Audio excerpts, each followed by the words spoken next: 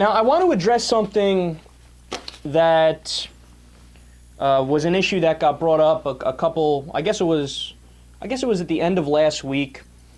There was some video I did, or something we talked about here on the radio show about Bill Maher and Donald Trump, and about how Bill Maher owned Donald Trump's idiot ass because, Donald Trump made that ridiculous challenge to President Obama where he wants to see his college transcript, and Maher mocked him, and so I posted that video up on YouTube. It actually did really well, comparably. It got a lot of hits compared to most of the other ones, but there were a lot of comments in the section, and there were a lot of comments in the comment section that were full of birthers. Like, the comment section was full of people who actually still don't believe that Barack Obama was born in the United States of America. And, this is one of those issues that, I'm sorry, but if you don't know the facts by now, if you don't know that President Obama was born in Hawaii, then you're just not trying. Then you're just choosing to believe something that is factually incorrect. So I wanted to go ahead and address some of the ridiculous points that were made in the comment section. And by the way, credit to my friend Henry, who was doing a good job battling those birthers on his own. But let me go ahead and try to put this issue to rest once and for all, for those of you who don't know the specifics of why this is no longer a debatable issue. And by the way, I love how I'm having this conversation, and I'm going to present the facts to you guys as if the birthers are interested in facts at all, right? They don't care. They don't care what the truth is. They're choosing to believe that President Obama was not born in the United States of America, even though all the evidence shows that, of course, he was born in the United States of America. So one of the comments, I believe, talked about how, the certificate is fake, right? Well, these are the same people that always talk about how, no, you don't understand, Kyle. We have the Kenyan birth certificate. He was born in Kenya. We can prove it, right? So I took a look at the Kenyan birth certificate online, and, well, to say there were problems with it is completely understating it. So let me give you some of the issues with these idiots who rejected Obama's United States of America birth certificate, but the second they saw one that was a obvious forgery from Kenya, they were like, that's it, I'm sold. He's from Kenya. Look, I have a fake birth certificate right here. So here are the problems. Number one, on the birth certificate, the fake birth certificate from Kenya, it says the Republic of Kenya, except that at the time it was a dominion, it wasn't a republic. 8 months later, it became a republic.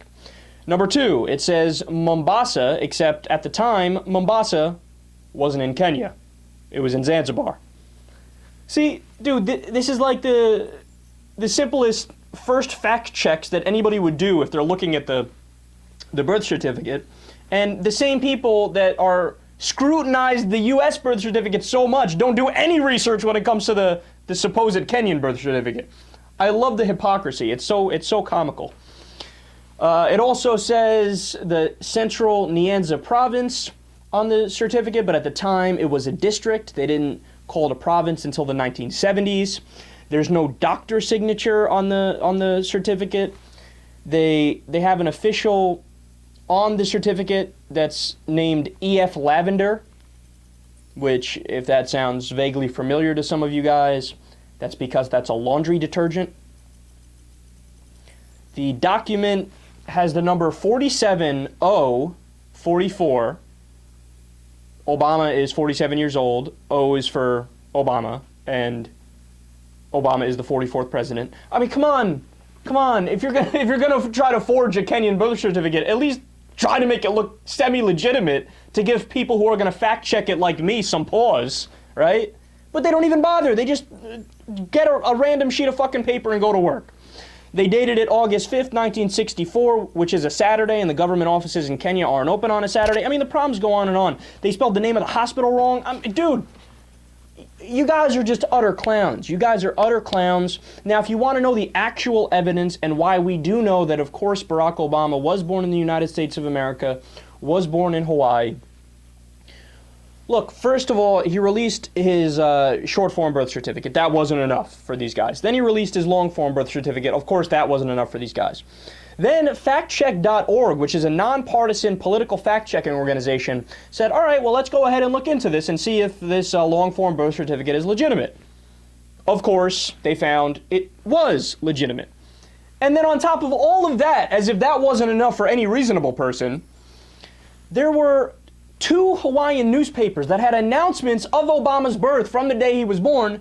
They went into the archives of those newspapers and found the announcements of his birth, but still, there's a whole group of this country that says, aha, we caught him.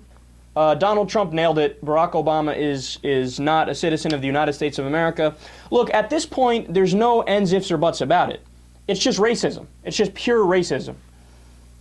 Right? Now, there was a good argument to be made that from the start it was racism. Why? Because, what, you're telling me that Barack Obama is going to be able to sneak by the CIA, the FBI, all the government agencies that check into your legitimacy when you start running for president? So not only did he dupe all of those agencies, but all of the subsequent evidence, of course, is faked as well. No, if you are still thinking that Barack Obama was born in Kenya or wasn't born in the United States of America, you are just a racist.